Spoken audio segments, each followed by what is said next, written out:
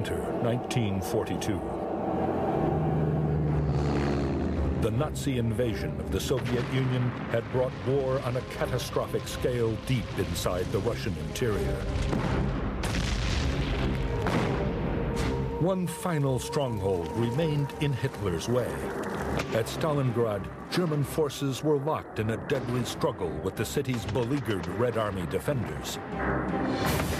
In the terrible battle, 500,000 Nazi troops were killed, wounded, or captured, and more than 750,000 Russians. But far from being the last step in the Nazi conquest, the fight for the ruined city proved a bloody failure for the Germans. Why did Hitler's forces lose the battle for Stalingrad?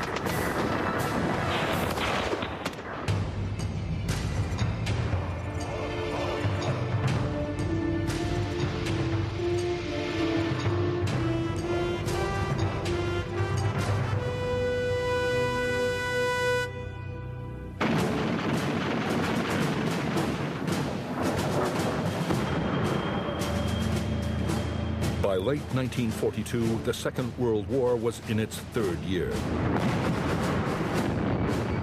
Nazi forces had reached more than 500 miles into the Soviet Union. Their objective, the vast natural reserves of the Russian interior. For Hitler, the attack on the Soviet Union had several purposes. He wanted to destroy Jewish Bolshevism, which he saw as this major world enemy. But on the other hand, he also wanted the vast resources of the Soviet Union because he knew he could then build a huge German economic empire. The majority of these resources lay in the east of the Soviet Union. Most valuable of all were the huge oil fields of the Caucasus. To capture these, Hitler unleashed the panzer divisions of his 6th Army. The Nazi blitzkrieg tore across the Russian steppe. The last obstacle that lay in Germany's way was the city of Stalingrad. Well, Stalingrad becomes an important object of the German army kind of by accident, because the real objective of the offensive was the Caucasus and the oil. There's nothing particularly valuable in Stalingrad. It does control the river line from the Volga. Once you'd captured Stalingrad, you could cut the Volga. Once you cut the Volga, you stopped the oil flowing from the Caucasus. From the German point of view, Stalingrad made increasing strategic sense. Hitler and his commanders were confident that the city would be in German hands in just a few days. But Stalingrad did not fall.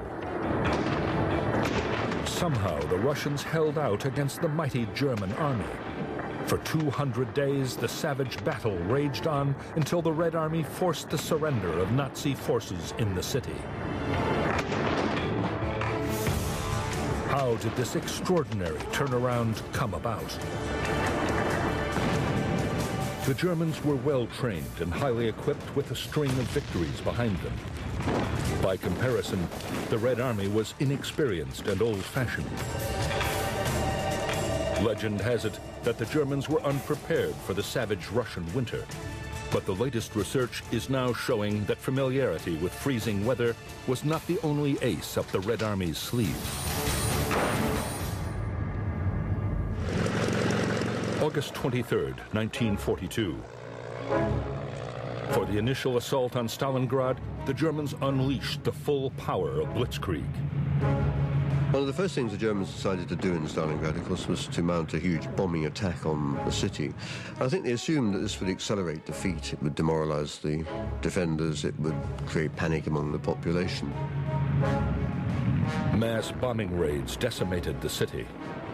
More than 40,000 civilians were killed. German artillery fire also rained down.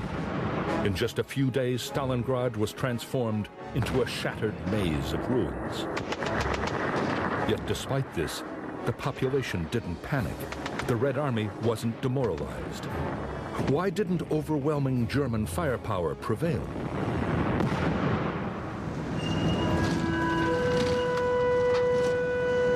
More than 60 years later, the city has been completely rebuilt. It's now known as Volgograd. David Haddon is a blast consultant. a specialist in how structures are affected by explosive force. He's come to Volgograd to investigate the way the city's buildings were affected by the Nazi bombing. He suspects this may be the first step in understanding why the Nazis were unable to take Stalingrad.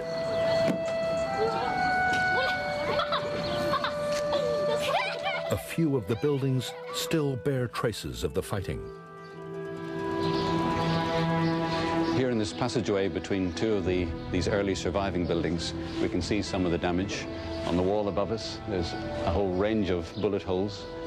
And further over to the corner, we can see an area where the brickwork looks rough.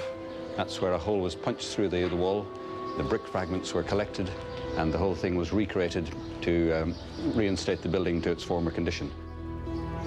In the decades since the battle, much of the original damage has been repaired in this way. So for more evidence of the city's appearance during the fighting, Haddon visits a unique museum.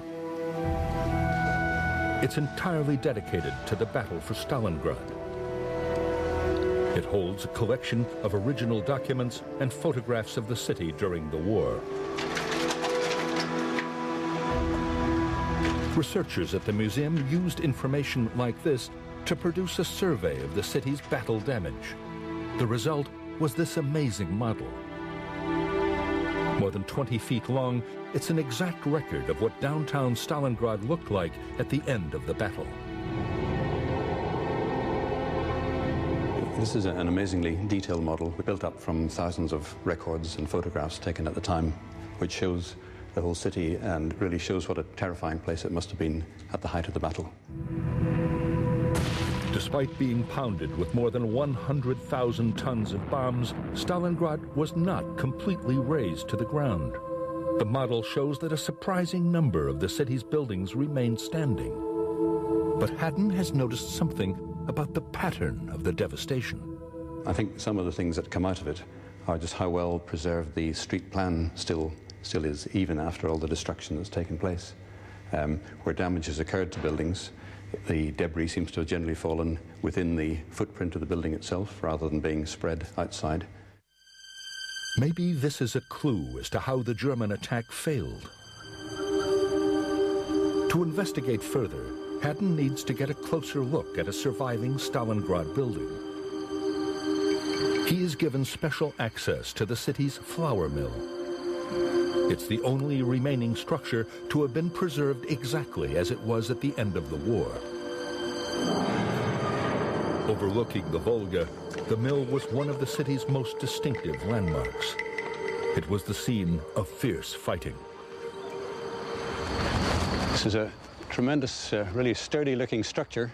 It's obviously brickwork on the outside. It's about 5 stories high, very thick, sturdy walls. But I'm really interested to see the structure inside, just to see how that might help to tie the whole building together. But on the inside, Haddon finds that the flour mill's brick exterior is deceptive. Wow. Look at this fantastic structure. It really looks like a classic example of early reinforced concrete. Reinforced concrete was the material of choice for Stalin's mass building programs of the 1930s. It was a relatively new technique at the time. Exploring the building, Haddon finds hundreds of holes made by artillery and mortar rounds. The concrete steel reinforcing bars seem to have limited these smaller hits. But at the top of the building, there is evidence of at least one massive aerial bomb impact. How did the flour mill survive this? Haddon believes this has to do with the way the building reacted to an explosive blast. The explosion of a bomb creates a wave of energy. Blast is most destructive when contained. For example, when a bomb explodes inside an undamaged building. Haddon has generated a computer model to show what happens in such an explosion. You see here the initial explosion taking place and the shock wave rushing out and then hitting the walls and the roof and the floor of this little chamber. And because it's trapped, there's nowhere for the explosive to go, so it keeps coming back, it keeps hitting the walls time and time again, and that makes the damage potentially much worse than it would be if it was out in the open. This is what happened in the initial wave of German bombings, when many of Stalingrad's buildings were hit for the first time. These impacts caused obvious damage, destroying roofs and burning out combustible wooden floorboards and fittings. But Haddon believes destruction like this left Stalingrad's buildings less vulnerable to subsequent bombings.